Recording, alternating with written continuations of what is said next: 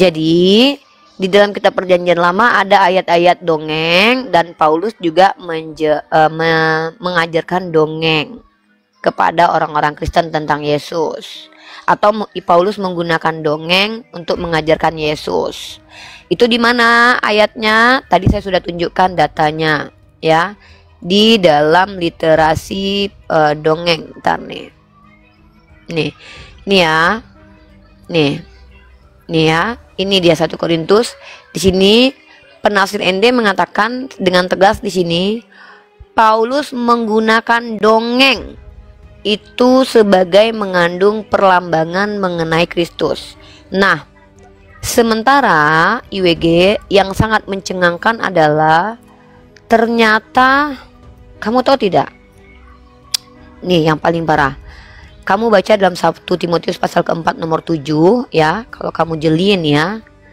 Ternyata dongeng itu harus dijauhi. Tetapi jauhilah tahayul dan dongeng. Dongeng itu ternyata harus dijauhi, tapi Paulus malah mengajarkan dongeng.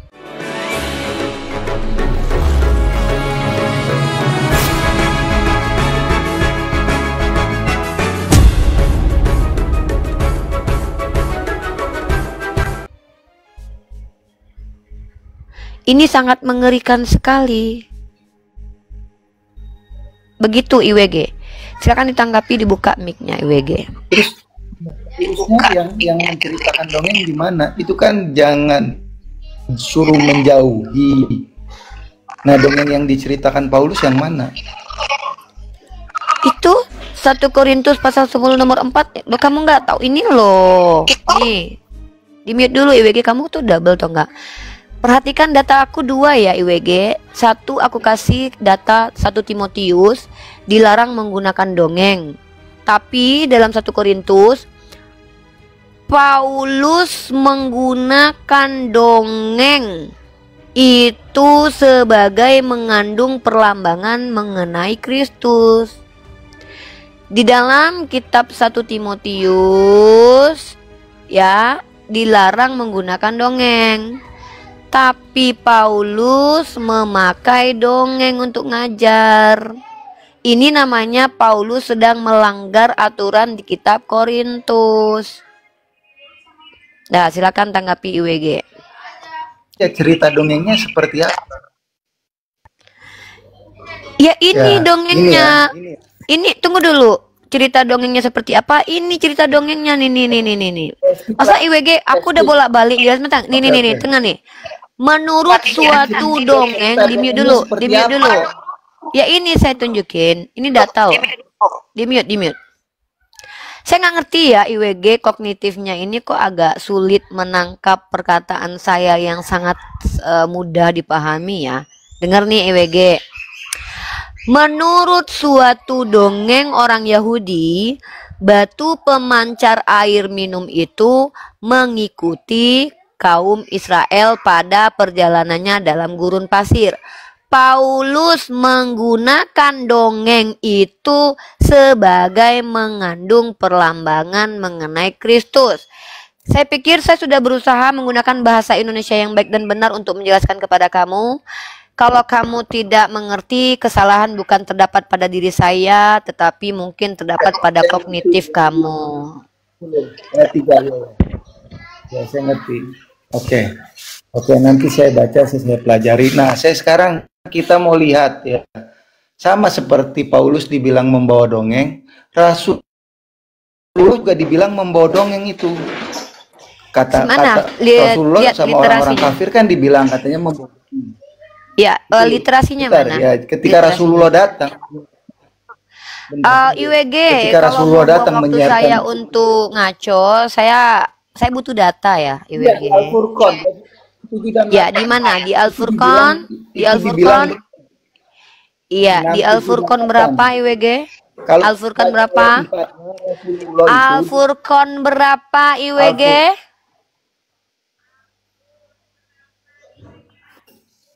678. Oke. Mari kita lihat teman-teman, apakah betul Allah Tuhan mengatakan menjadi manusia itu. IWG, kalau seandainya kognitif kamu bermasalah, Iya. jangan ajak-ajak saya untuk ikut serta dengan kognitifmu yang bermasalah ya. Tugas saya hanya menyampaikan.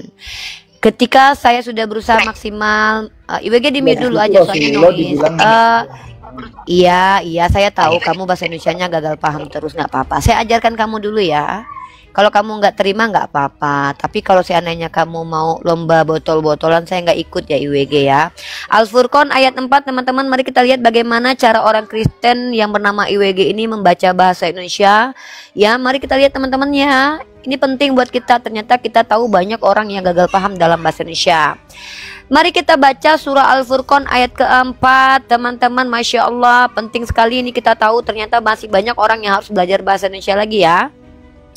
Mari kita lihat teman-teman ya. Astagfirullah. Dengar di sini wahai seluruh alam, seluruh manusia. Kalau kita tidak mau belajar bahasa Indonesia, maka kita akan tersesat. Maka belajarlah bahasa Indonesia dengan beda benar. Perhatikan di sini IWG lihat Bunda Gembala ya. Perhatikan baik-baik ya. Ini orang-orang Kristen yang gagal bahasa Indonesia nih. Orang-orang kafir berkata. Sekali lagi saya katakan ya. Orang-orang kafir berkata Al-Quran ini tidak lain hanyalah rekayasa yang dibuat-buat olehnya. Jadi yang mengatakan Al-Quran dongeng itu adalah orang kafir. Sementara yang mengatakan Paulus mengajarkan dongeng itu bukan orang kafir, tapi scholar atau penafsir ND. Orang Kristen mengakui Paulus ngajarin dongeng, tapi di Al-Quran, maaf IWG saya belum selesai. Kalau mau debat kusir jangan sama saya ya.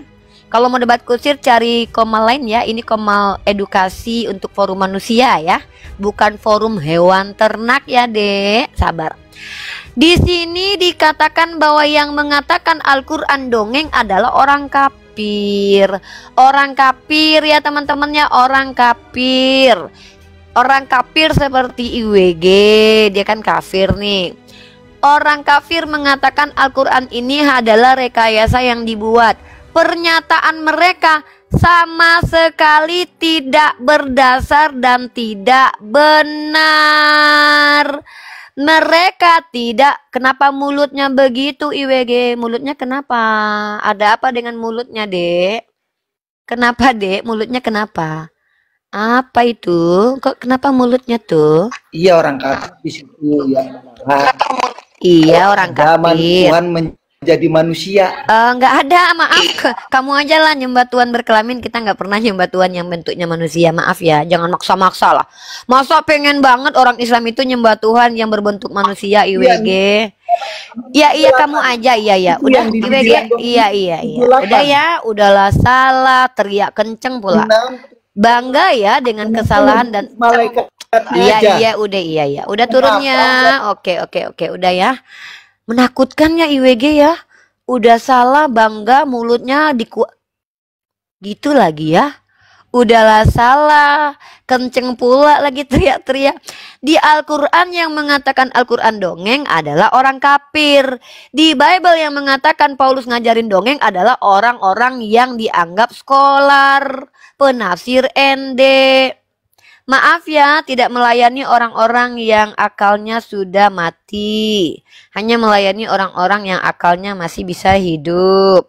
Kalau kayak IWG udah jadi Kristen aja, SDM-nya mah gitu. Aku nggak bertanggung jawab dengan kejahilan kalian. Aku tidak diperintahkan untuk mencerdaskan orang, tapi tugasku hanya menyampaikan. Seperti yang dikatakan Allah dalam surah Ali Imran ya, ayat ke-20. A'udzubillahi minasyaitonirrajim. Bismillahirrahmanirrahim. Fa in hajjuka faqul aslamtu wajhiya lillahi wa man ittaba'an wa kullil ladzina utul kitaba wal ummiyina aslamtum fa in aslamu faqad ihtadaw wa in tawallaw fa innama 'alaikal balagh wallahu basirun bil ibad, kata Allah.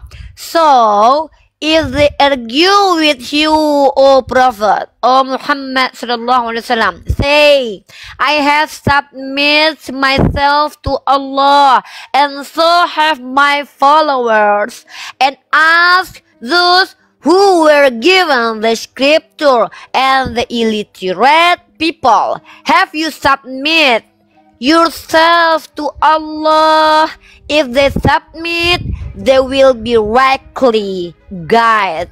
But if they turn away, then your duty is only to deliver the message. And Allah is all saying of His servant. Di sini Allah mengajarkan kami umat Islam, maka jika mereka membantahmu, orang kafir si IWG membantahmu, wahai Nabi, katakanlah, sesungguhnya aku dan umatku telah berserah diri kepada Allah, dan tanyakan kepada orang yang diberi kitab dan orang-orang buta huruf, apakah kamu telah berserah diri kepada Allah? Jika mereka berserah diri, niscaya mereka akan mendapat petunjuk. Jika mereka berpaling, maka kewajibanmu hanyalah menyampaikan amanat, dan Allah Maha melihat hamba-hambanya. Tugasku hanya menyampaikan, bukan membuatmu cerdas. Kalau ya botol saja. Botol adalah pilihan, cerdas adalah pilihan, sebab botol adalah hak prerogatif umat Kristen. Wallahu alam bisawab. Nah, baik, saya mengatakan di sini teman-teman, kenapa saya membahas tema Ibrahim itu Muslim. Pertama, Nabi Ibrahim itu tidak mengenal Kristen, dan Nabi Ibrahim itu Tuhannya tidak berkelamin, tidak mati, tidak beranak, tidak diperanakkan. Nabi Ibrahim itu adalah Tuhannya, Nabi Ibrahim itu adalah Tuhan yang transenden, tidak bisa dilihat. Dan Nabi Ibrahim itu mengikuti perintah sunat, sementara Kristen tidak bersunat. Otomatis Kristen adalah ajaran yang menentang ajaran Ibrahim. Nah, Ibrahim itu ajarannya ajaran samawi dari langit, Kristen ajarannya dari manusia, ya. Jadi agak berbeda. Ini memang fakta yang menyakitkan bagi umat Kristen. Tapi ini saya bicara pakai literasi. Fakta kalau Kristen itu ajaran manusia, semua ajaran Kristen didominasi oleh ajaran Paulus, mulai dari hal fundamental seperti Tuhan, konsep keselamatan, konsep dosa, dan lain-lain, dan penyalipan. Tidak ada tuh di agama-agama Abrahamik mengajarkan bahwa untuk menghapus dosa harus menumbalkan manusia, apalagi Tuhan. Tidak ada tuh ya, Abrahamik itu mengajarkan menyembah Tuhan berkelamin dan mati kemudian bangkit, dan tidak ada konsep ketuhannya itu adalah 3. Tapi yang jelas Abrahamik dan Musa mengajarkan bahwa Shema Israel Adonai Elohenu Echad, artinya dengarlah orang Israel, Tuhan itu Echad atau satu. Tidak ada Yesus dan Musa dan Ibrahim mengajarkan Shema Israel Adonai Elohenu Tritunggal. Tidak ada begitu ya. Sekali lagi, tidak ada tuh Ibrahim, Musa, dan Isa mengajarkan Shema Israel Adonai Elohenu Tritunggal. Nggak ada ya. Yang ada itu Musa dan Yesus mengajarkan Shema Israel Adonai Elohenu Echad. Sama seperti Nabi Muhammad yang mengajarkan Qul huwallahu ahad. Sama, monoteis bukan triteis yang berlindung di balik tauhid. Beda ya teman-teman ya, jangan disama-samain. Maaf banget ya, kita nggak boleh nyama-nyamain ya, karena itu kayak menghina gitu ya. Jangan nyama-nyamain, menghina banget gitu ya. Hai. Halo, Ebi Bordin, buka cam dulu brother. Nah, gini aja lah. Buka cam dulu brother, jangan memberi aturan kepada saya selaku pemilik komal, tapi ikutilah, taatilah aturan saya, karena saya yang memiliki komal ini. Kalau tidak bisa ikut aturan orang lain, jangan masuk ke rumah dan wilayah orang lain. Masuk ke wilayah orang lain tapi bikin aturan sendiri.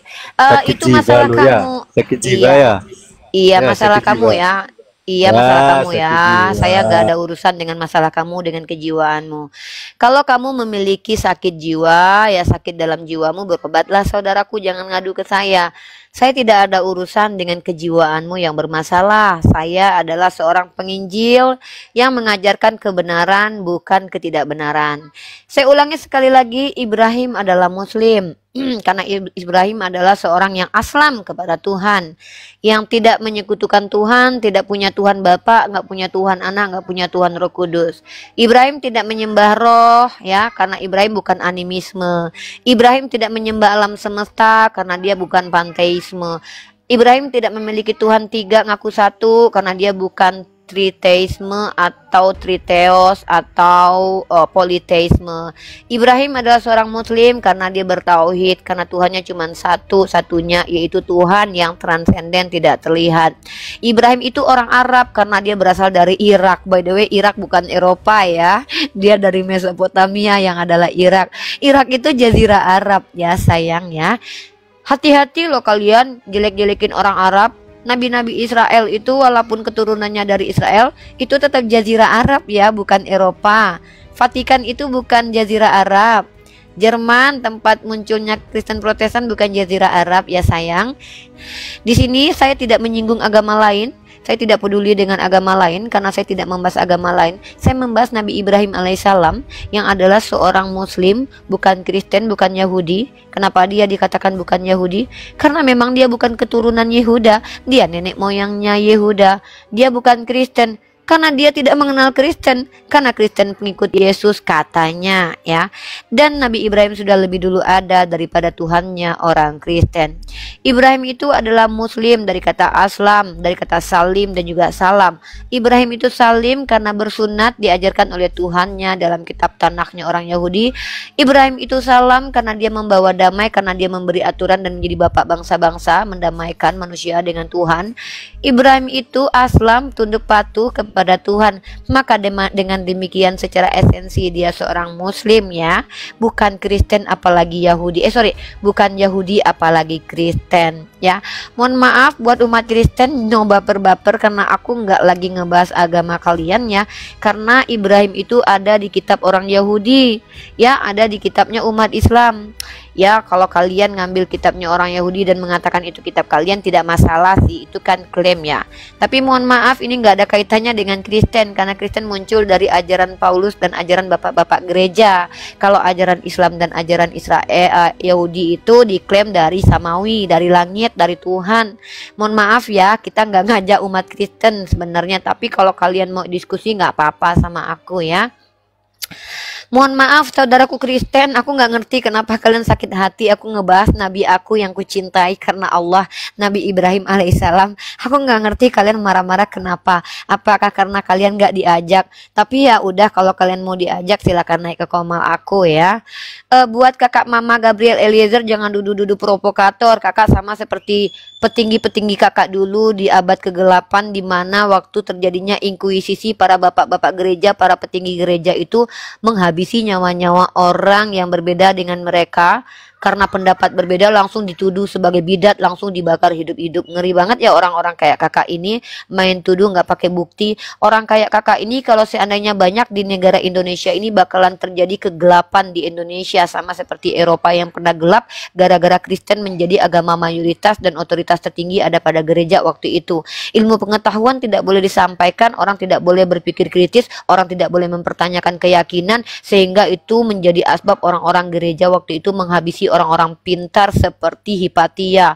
Mengerikan ya, orang-orang seperti kakak-kakak Kristen di bawah ini ya. Kakak Ina Revina mengatakan mulutmu harimaumu. Betul sekali, mulutmu harimaumu. Seperti Paulus yang mengaku-ngaku bertemu Yesus akhirnya dipenggal oleh Raja Nero. Mengerikan ya. Oke, di sini no baper, no marah-marah. Di sini adalah tempat kita saling mengedukasi. Saya memberi informasi, membuka fakta-fakta walaupun menyakitkan. Yang merasa sakit dengan fakta semoga sembuh ya, karena fakta tidak mengenal perasaan. Saya tidak sedang menjaga perasaan siapa-siapa, karena saya adalah orang yang menyampaikan kebenaran apa adanya dengan literasi. Kalau teman-teman merasa tersakiti dengan hal ini, ya teman-teman komplainlah kepada negara kita yang memberikan ide gagasan penugasan bahwa kita azasnya demokrasi dan diperintahkan untuk mencerdaskan anak bangsa. Kalau teman-teman merasa tidak terima, tuntut saya saja ke kantor polisi. Kan bisa tuh rekam, lalu laporkan ke kantor polisi dengan dugaan yang perbuatan tidak menyenangkan. Seandainya nanti saya balik melaporkan kalian, jangan nangis, persiapkan data ketika berargumen dengan saya ya. Baik teman-temanku yang tercinta, aku akan membahas di sini Nabi Ibrahim alaihissalam. Saya akan membahas sedikit ya, ini baru saya bahas Kristen nih. Tadi saya nggak mau bahas Kristen, tapi kayaknya banyak orang Kristen yang ingin mendapatkan wawasan Kristen dari saya tentang Ibrahim dan Abraham. Maka sepertinya saya bertanggung jawab untuk mengajarkan orang Kristen tentang kekristenan, apalagi tentang Ibrahim. Baik teman-teman, kita akan tunjukkan siapa Ibrahim sih di kitabnya orang Kristen. Ternyata Ibrahim di kitabnya orang Kristen itu adalah seorang nabi, teman-teman ya. Nabi. Dimana kita tahu bahwa orang Kristen mengimani bahwa Ibrahim adalah nabi? Dalam kitab Kejadian pasal 21 ya. Dimana dikatakan di situ, dikatakan di sini bahwa Tuhan berfirman kepada Abimelek, kembalikanlah istri orang itu karena dia seorang nabi ya. Kembalikan istri orang itu sebab dia nabi. Kata siapa? Kata Tuhannya Bani Israel di kitab perjanjian lama yang diklaim oleh orang Kristen adalah kitab mereka juga. Walaupun itu kitabnya orang Yahudi ya. Maaf ya teman-teman, itu kitab orang Yahudi ya. Tapi diklaim sama umat Kristen itu kitab mereka, nggak apa-apa, itu urusan mereka, kita nggak boleh marah lah, itu urusan mereka. Kembalikan istri orang itu sebab dia adalah nabi.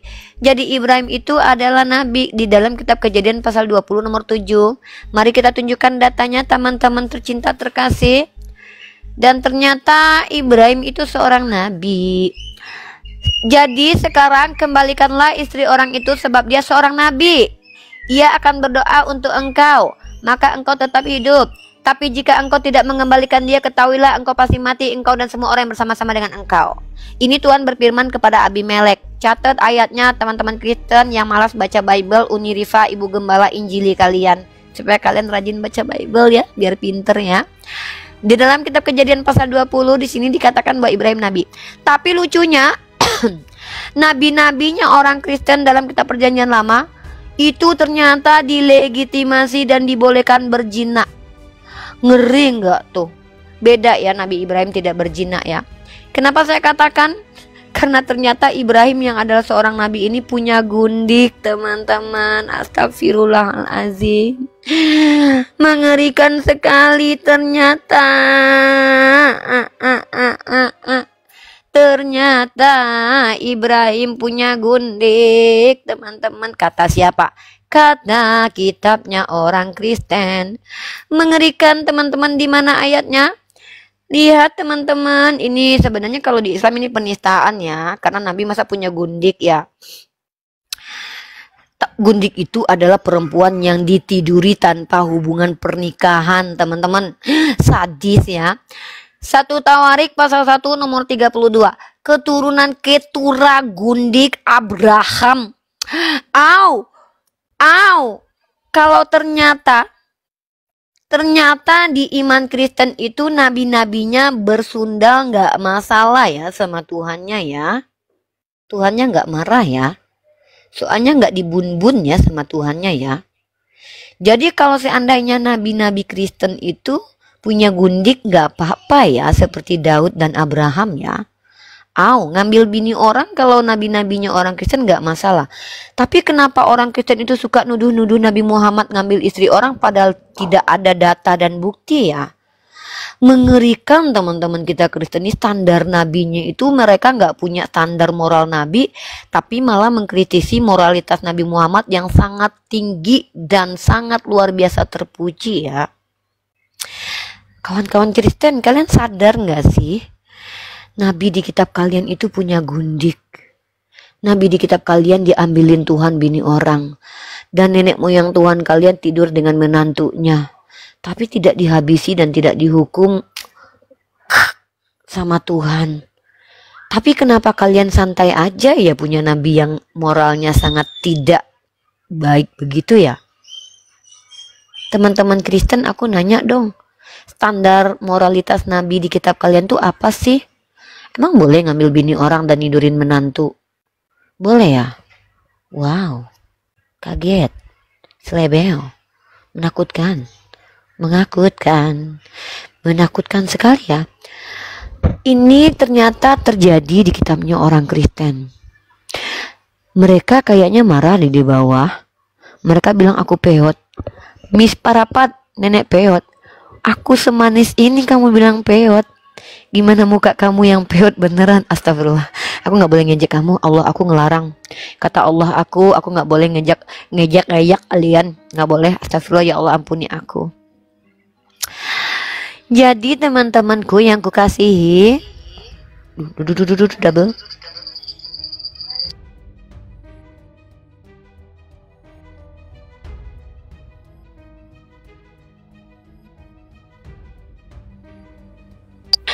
Janganlah marah-marah sama Unirifa.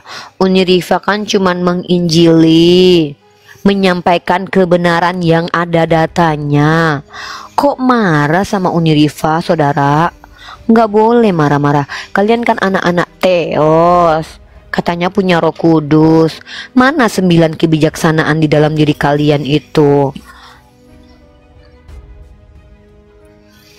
Masa diberikan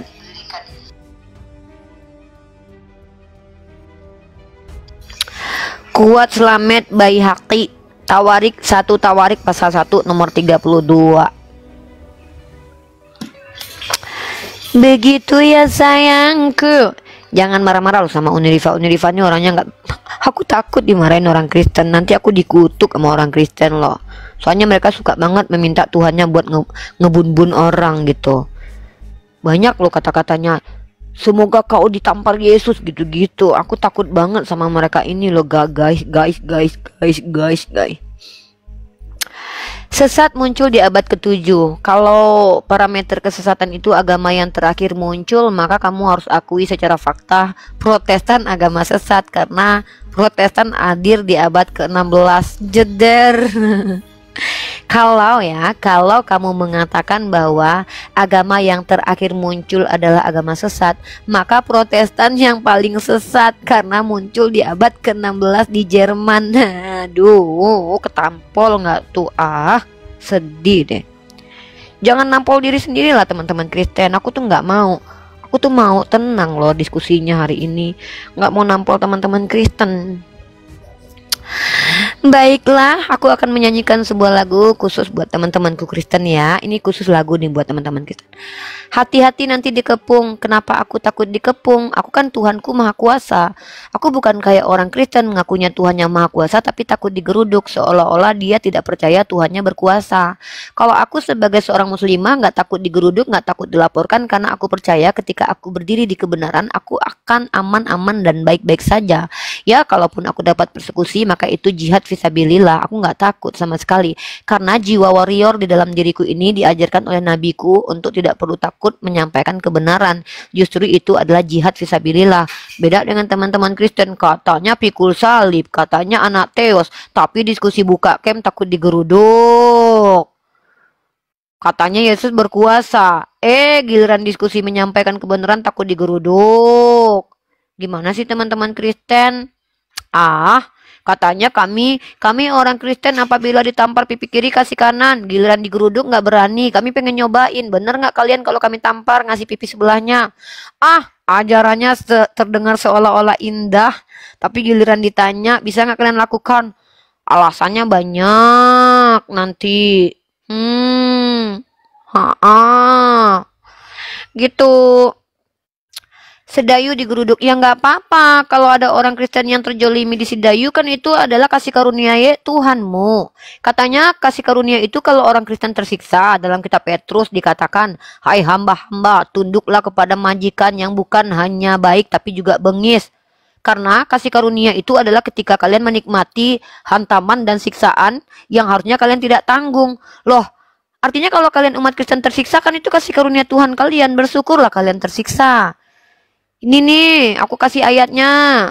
Gimana sih teman-teman Kristen ini loh, lucu banget, tadi bantuin dapat kasih karunia Tuhannya malah nggak terima. Kok lucu gitu sih? Kok gitu sih kalian? Katanya kasih karunia. Kalau seandainya tersiksa kasih karunia Tuhan. Tapi digeruduk langsung playing victim, merasa tersakiti, terjilimi, minoritas tertindis. Apa sih? Kok gitu banget sih kalian? Katanya anak Tuhan. Kami tidak masalah ketika pikul salib. Tapi giliran digeruduk langsung ngadu-ngadu. Kami digeruduk, kami digeruduk. Kenapa sih kok berbeda banget ya sama ajarannya? Mending gak usah kayak gitu. Mending kayak kami umat Islam nih. Gak perlu ngaku-ngaku anak teos. Gak perlu ngaku-ngaku sok berani. Tapi faktanya berkata begitu. Ya kan? Iya gak sih? Ya iyalah muslim gitu loh, selebel. Katanya anak-anak teos.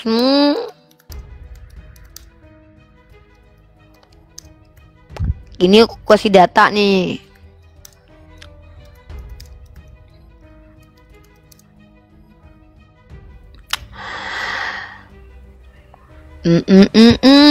Aku nyanyi dulu buat teman-teman. Ini nih ayatnya 1 Petrus pasal 2 nomor 18 nih. Kalian tuh harus bersyukur ketika kalian digeruduk umat Islam. Kenapa? Karena kalian itu sedang mendapat kasih karunia. Hai hamba-hamba, tunduklah dengan penuh ketakutan. Tuh kalian disuruh takut loh. Kepada Tuhanmu, bukan saja kepada yang baik dan peramah, tapi juga kepada yang bengis. Kalian harus tunduk kepada orang-orang bengis ya. Ini kayak legalisasi kejahatan gak sih menurut aku? Nah, di ayat ke-19-nya, perhatikan nih kasih karunia. Sebab adalah kasih karunia jika seorang karena sadar akan kehendak Theos menanggung penderitaan yang tidak harus ia tanggung. Jadi kalau orang Kristen menderita, itu namanya kasih karunia. Makanya kalau bisa kalian tuh menderita, kata Yesus. Kata Yesus, menderita itu kasih karunia. Kata umat Islam, kami harus membela kehormatan kami. Ajaran kita memang berbeda. Mari kita berdamai dengan ajaran masing-masing. Ajaran kami menjaga diri kami dari kedurjanaan. Ajaran kalian mengajarkan untuk menderita. Tek tek tek tek tek. Pledeo pledeo deo. Deo cekedeo deo deo. Deo cipledeo deo. Baik, kita menyanyikan sebuah lagu ya. Mari kita nyanyikan sebuah lagu khusus untuk saudara-saudara Kristen untuk menenangkan mereka yang di bawah sepertinya mulai panas ya. Hai manusia, jeng jeng jeng, sembahlah Tuhanmu yang menciptakan, jeng jeng jeng, kau dan Tuhanmu. Dialah Allah Tuhan satu-satunya yang menciptakan dirimu dan Tuhanmu. Dialah Allah Tuhan satu-satunya, tak butuh keledai dan juga makan ikan goreng. Dialah Allah Tuhan satu-satunya, tempat bergantung makhluk bukan yang digantung makhluknya. Dialah Allah Tuhan satu-satunya, jangankan mati mengantuk pun tidak. Seret.